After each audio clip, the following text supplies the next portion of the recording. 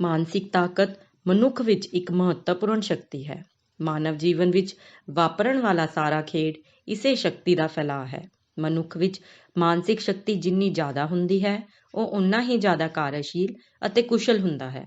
ਭਾਵੇਂ ਬੁੱਧੀ ਦੀ ਘਾਟ ਕਾਰਨ ਜਾਂ ਵਾਤਾਵਰਣ ਜਾਂ ਦੇ ਪ੍ਰਭਾਵ ਕਾਰਨ ਉਸਦਾ ਝੁਕਾਅ ਚੰਗੇ ਜਾਂ ਮਾੜੇ ਕੰਮ ਕਰਨ ਵੱਲ ਹੋਵੇ, ਪਰ ਉਹ ਇਸ ਵਿੱਚ ਤੇਜ਼ੀ ਨਾਲ ਵੱਧਦਾ ਜਾਵੇਗਾ। ਪੰਡਿਤ ਸ਼੍ਰੀ ਰਾਮ ਸ਼ਰਮਾ ਆਚਾਰਿਆ। ਪੁਸਤਕ ਦਾ ਨਾਮ ਮਨ ਦੀ ਪ੍ਰਚੰਡ ਸ਼ਕਤੀ। ਪੁਸਤਕ ਦੀ ਜਾਣਕਾਰੀ।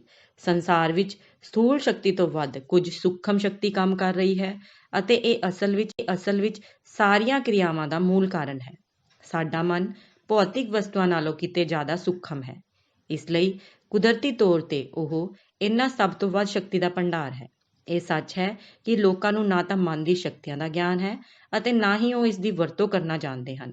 ਪਰ ਜੇਕਰ ਅਸੀਂ ਇਸ ਮਾਮਲੇ ਵਿੱਚ ਯਤਨ ਕਰੀਏ ਤਾਂ ਮਨ ਦੀ ਸ਼ਕਤੀ ਨਾਲ ਅਸੀਂ ਅਜਿਹੇ ਕੰਮ ਕਰ ਸਕਦੇ ਹਾਂ ਜੋ ਉਪਰੋਕਤ ਸ਼ਕਤੀਆਂ ਦੁਆਰਾ ਅਸੰਭਵ ਹਨ। ਅਜੋਕੇ ਸਮੇਂ ਵਿੱਚ ਲੋਕ ਮੈਮੋਰਿਜ਼ਮ, ਹਿਪਨੋਟਿਜ਼ਮ, ਵਿਚਾਰ ਸੰਕਰਮਣ ਆਦਿ ਦੇ ਚਮਤਕਾਰ ਦਿਖਾਉਂਦੇ ਹਨ। ਇਹ ਮਨ ਦੀ ਸ਼ਕਤੀ ਦੇ ਸਧਾਰਨ ਕੰਮ ਹਨ, ਪਰ ਇਹ ਅਸੰਭਵ ਸਮਝੇ ਜਾਣ ਵਾਲੇ ਕੰਮ ਕਰਦੇ ਹੋਏ ਕਿਵੇਂ ਦਿਖਾਏ ਜਾਂਦੇ ਹਨ। ਇਹਨਾਂ ਦਾ ਵਰਣਨ ਸਵਾਮੀ ਵਿਵੇਕਾਨੰਦ ਨੇ ਇੱਕ ਥਾਂ ਤੇ ਕੀਤਾ ਹੈ। ਹਰ ਮਨੁੱਖ ਦਾ ਮਨ ਸੰਸਾਰ ਦੇ ਕੁੱਲ ਮਨ ਦਾ ਹੀ ਇੱਕ ਹਿੱਸਾ ਹੈ ਅਤੇ ਇਸ ਲਈ ਹਰੇਕ ਮਨ ਹਰ ਦੂਜੇ ਮਨ ਨਾਲ ਜੁੜਿਆ ਹੋਇਆ ਹੈ। ਮਨ ਇੱਕ ਸਰਵ ਵਿਆਪਕ ਤੱਤ ਹੈ। ਇਸ ਅਖੰਡਤਾ ਦੇ ਕਾਰਨ ਹੀ ਅਸੀਂ ਬਿਨਾਂ ਕਿਸੇ ਮਾਧਿਅਮ ਦੇ ਆਪਣੇ ਵਿਚਾਰ ਸਿੱਧੇ ਤੌਰ ਤੇ ਆਪਸ ਵਿੱਚ ਪਹੁੰਚਾ ਸਕਦੇ ਹਾਂ ਅਤੇ ਇਸ ਰਾਹੀਂ ਨਾ ਸਿਰਫ ਛੋਟੇ-ਮੋਟੇ ਕਰਿਸ਼ਮੇ ਦਿਖਾਏ ਜਾ ਸਕਦੇ ਹਨ, ਸਗੋਂ ਬਹੁ ਗਿਣਤੀ ਲੋਕਾਂ ਦੇ ਮਨਾਂ ਨੂੰ ਇੱਛਤ ਮਾਰਗ ਵੱਲ ਮੋੜ ਸਕਦੇ ਹਾਂ। ਮਹਾਂਪੁਰਖ ਜੋ ਰਾਸ਼ਟਰ ਦਾ ਨਿਰਮਾਣ ਕਰਦੇ ਹਨ ਜਾਂ ਕੋਈ ਅਦਭੁਤ ਸ਼ਕਤੀ ਪੈਦਾ ਕਰਦੇ ਹਨ, ਇਹ ਇਸ ਸ਼ਕਤੀ ਦਾ ਹੀ ਪ੍ਰਭਾਵ ਹੈ। ਉਹ ਲੋਕ ਇਸ ਸ਼ਕਤੀ ਲਈ ਯੋਗੀਆਂ ਜਾਂ ਮੈਸਮਰੀਜ਼ ਕਰਨ ਵਾਲਿਆਂ ਦੀ ਤਰ੍ਹਾਂ ਕੋਈ ਅਭਿਆਸ ਨਹੀਂ ਕਰਦੇ, ਪਰ ਇਹ ਸ਼ਕਤੀ ਅਤੇ ਪ੍ਰਭਾਵ ਉਹਨਾਂ ਵਿੱਚ ਕੁਦਰਤ ਦੁਆਰਾ ਪ੍ਰਾਪਤ ਹੁੰਦੀ ਹੈ। ਸਵਾਮੀ ਵਿਵੇਕਾਨੰਦ, ਰਾਮ ਤੀਰਥ, ਸ਼ੰਕਰਾਚਾਰਿਆ, ਦਇਆਨੰਦ ਆਦਿ ਨੂੰ ਸ਼ਾਨਦਾਰ ਜੀਵਨ ਵੱਲ ਪ੍ਰੇਰਿਤ ਕਰਨ ਵਾਲਾ ਉਹਨਾਂ ਦਾ ਮਨ ਹੀ ਸੀ। ਪੇਸ਼ ਪੁਸਤਕ ਵਿੱਚ ਮਨ ਦੀਆਂ ਬੇਅੰਤ ਸ਼ਕਤੀਆਂ ਦੀ ਹੀ ਝਲਕ ਦਿੱਤੀ ਜਾ ਰਹੀ ਹੈ। ਜੋ ਉਤਸੁਕ ਹਨ ਉਹ ਆਪਣੇ ਆਪ ਹੀ ਅੱਗੇ ਦਾ ਰਸਤਾ ਲੱਭ ਲੈਣਗੇ। ਤੁਹਾਡੇ ਸਾਹਮਣੇ ਪੇਸ਼ ਹੈ ਇੱਕ ਪਿਆਰੀ ਪੁਸਤਕ ਜੋ ਅੱਜ ਦੇ ਤਣਾਅਪੂਰਨ ਮਾਹੌਲ ਵਿੱਚੋਂ ਬਾਹਰ ਨਿਕਲਣ ਲਈ ਆਪਣੇ ਮਨ ਨੂੰ ਕਰਵਾਉਂਦੀ ਹੈ। ਪੁਸਤਕ ਵਿੱਚੋਂ ਕੁਝ ਪ੍ਰਸ਼ਨ। ਮਨ ਦੀ ਸ਼ਕਤੀ ਨੂੰ ਕੇਂਦਰਿਤ ਕਰਨ ਦਾ ਕ੍ਰਮ ਕੀ ਹੈ? ਕਿਸ ਇੱਛਾ ਨੂੰ ਕਿਸ ਹੱਦ ਤੱਕ ਸੰਜੋ ਕੇ ਰੱਖਿਆ ਜਾਣਾ ਚਾਹੀਦਾ ਹੈ? ਮਨ ਦੀ ਪਕੜ ਕਿੰਨੀ ਮਜ਼ਬੂਤ ਹੈ ਕਿ ਇਹਨਾਂ ਸਭ ਨੂੰ ਸਹੀ ਢੰਗ ਨਾਲ ਵਿਚਾਰ ਕੇ ਹੀ ਜੀਵਨ ਸਥਿਤੀ ਨੂੰ ਚੰਗੀ ਤਰ੍ਹਾਂ ਯੋਜਨਾਬੱਧ ਰੱਖਿਆ ਜਾ ਸਕਦਾ ਹੈ। ਸਭ ਤੋਂ ਮਹੱਤਵਪੂਰਨ ਗੱਲ ਇਹ ਹੈ ਕਿ ਇੱਕ ਟੀਚੇ ਲਈ ਬਹੁਤ ਸਾਰੀਆਂ ਇੱਛਾਵਾਂ ਇੱਕ ਦੂਜੇ ਦੇ ਪੂਰਕ ਕਿਵੇਂ ਹੁੰਦੀਆਂ ਹਨ। ਇਸ ਤਰ੍ਹਾਂ ਮਨੁੱਖ ਮਨ ਦੀ ਸ਼ਕਤੀ ਨੂੰ ਕਿਸ ਹੱਦ ਤੱਕ ਵਧਾ ਸਕਦਾ ਹੈ, ਇਸ ਦਾ ਕੋਈ ਅੰਤ ਨਹੀਂ ਹੈ। ਜੇਕਰ ਇਸ ਸਥਿਤੀ ਨੂੰ ਵਿਚਾਰਪੂਰਵਕ ਸਮਝ ਲਿਆ ਜਾਵੇ ਤਾਂ ਲੋਕ ਆਸਾਨੀ ਨਾਲ ਆਪਣੀਆਂ ਮਨਚਾਹੀਆਂ ਪੂਰੀਆਂ ਕਰ ਸਕਦੇ ਹਨ। ਪੁਸਤਕ ਦੇ ਕੁਝ ਅੰਸ਼। ਭਾਰਤ ਦੇ ਰਿਸ਼ੀ ਮਹਾਰਿਸ਼ੀਆਂ ਨੇ ਕਾਲਜਾਂ ਅਤੇ ਯੂਨੀਵਰਸਿਟੀਆਂ ਤੋਂ ਸਿੱਖਿਆ ਪ੍ਰਾਪਤ ਕੀਤੇ ਬਿਨਾਂ ਜੋ ਅਦਭੁਤ ਅਵਿਸ਼ਕਾਰ ਕੀਤੇ ਸੀ ਅਤੇ ਵਿਗਿਆਨਕ ਸਿਧਾਂਤਾਂ ਨੂੰ ਖੋਜਿਆ ਸੀ, ਉਹਨਾਂ ਦਾ ਮੂਲ ਇਸੇ ਮਾਨਸਿਕ ਸ਼ਕਤੀ ਵਿੱਚ ਸੀ।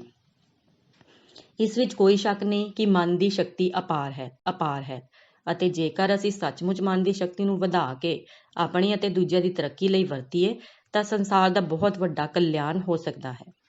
ਬੁੱਧੀ ਕਿਸੇ ਨਿਸ਼ਚਿਤ ਟੀਚੇ ਵੱਲ ਜਾਣ ਦਾ ਸਹੀ ਫੈਸਲਾ ਲੈਂਦੀ ਹੈ, ਤਦ ਮਾਨਸਿਕ ਬਲ ਸਥੂਲ ਅੰਗਾਂ ਨਾਲ ਏਕਤਾ ਪ੍ਰਾਪਤ ਕਰਕੇ ਉਸਨੂੰ ਪੂਰਾ ਕਰਦਾ ਹੈ।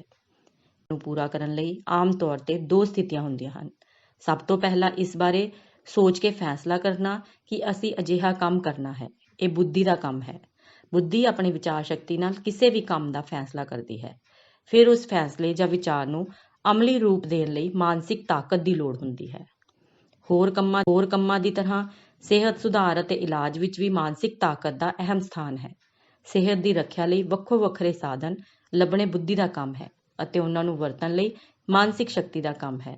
ਜੇਕਰ ਕੰਮ ਦੀ ਸਫਲਤਾ ਤੱਕ ਦੋਵੇਂ ਸਿਲਸਿਲੇ ਸਹੀ ਢੰਗ ਨਾਲ ਚੱਲਦੇ ਰਹਿਣ ਤਾਂ ਸਫਲਤਾ ਜ਼ਰੂਰ ਮਿਲਦੀ ਹੈ। ਮਨੁੱਖ ਵਿੱਚ ਮਾਨਸਿਕ ਤਾਕਤ ਇੱਕ ਮਹੱਤਵਪੂਰਨ ਸ਼ਕਤੀ ਹੈ। ਮਾਨਵ ਜੀਵਨ ਵਿੱਚ ਵਾਪਰਨ ਵਾਲਾ ਸਾਰਾ ਖੇਡ ਇਸੇ ਸ਼ਕਤੀ ਦਾ ਫੈਲਾਅ ਹੈ। ਜਿਸ ਵਿਅਕਤੀ ਵਿੱਚ ਮਾਨਸਿਕ ਸ਼ਕਤੀ ਜਿੰਨੀ ਜ਼ਿਆਦਾ ਹੋਵੇਗੀ, ਉਹ ਓਨਾ ਹੀ ਜ਼ਿਆਦਾ ਕਾਰਜਸ਼ੀਲ ਅਤੇ ਕੁਸ਼ਲ ਹੋਵੇਗਾ। ਭਾਵੇਂ ਬੁੱਧੀ ਦੀ ਘਾਟ ਕਾਰਨ ਜਾਂ ਵਾਤਾਵਰਣ ਜਾਂ ਸੱਭਿਆਚਾਰ ਦੇ ਪ੍ਰਭਾਵ ਕਾਰਨ ਉਸ ਦਾ ਝੁਕਾਅ ਚੰਗੇ ਜਾਂ ਮਾੜੇ ਕੰਮ ਕਰਨ ਵੱਲ ਹੋਵੇ, ਪਰ ਉਹ ਇਸ ਵਿੱਚ ਤੇਜ਼ੀ ਨਾਲ ਵੱਧਦਾ ਜਾਵੇਗਾ। ਮਾਨਸਿਕ ਸ਼ਕਤੀ ਕੁਦਰਤ ਦੁਆਰਾ ਸਾਰੇ ਵਿਅਕਤੀਆਂ ਵਿੱਚ ਮੌਜੂਦ ਹੁੰਦੀ ਹੈ। ਸੂਰਜ ਦੀਆਂ ਕਿਰਨਾਂ ਦੀ ਕੇਂਦਰਿਤ ਸ਼ਕਤੀ ਵਾਂਗ ਲੀਨ ਹੋਏ ਮਨ ਦੀ ਸ਼ਕਤੀ ਅਤੇ ਸਮਰਥ ਵੀ ਬੇਅੰਤ ਹੈ। ਹਫੜਾ ਦਫੜੀ ਵਾਲੀ ਮਨੋਦਸ਼ਾ ਜੀਵਨ ਦਾ ਕੋਈ ਵਿਸ਼ੇਸ਼ ਉਦੇਸ਼ ਪੂਰਾ ਨਹੀਂ ਕਰਦੀ। ਆਸ, ਵਿਸ਼ਵਾਸ, ਦ੍ਰਿੜਤਾ, ਲਗਨ, ਕਰਮਠਤਾ, ਧੀਰਜ ਅਤੇ ਕਸ਼ਟ ਮਨੋਬਲ ਦੇ ਪ੍ਰਤੀਕ ਹਨ। ਮਨ ਬਹੁਤ ਸ਼ਕਤੀਸ਼ਾਲੀ ਹੈ, ਪਰ ਇਸ ਤੋਂ ਕੋਈ ਵਿਸ਼ੇਸ਼ ਲਾਭ ਤਾਂ ਹੀ ਪ੍ਰਾਪਤ ਕੀਤਾ ਜਾ ਸਕਦਾ ਹੈ ਜਦੋਂ ਇਸ ਨੂੰ ਪੂਰੀ ਤਰ੍ਹਾਂ ਕਾਬੂ ਵਿੱਚ ਰੱਖਿਆ ਜਾਵੇ।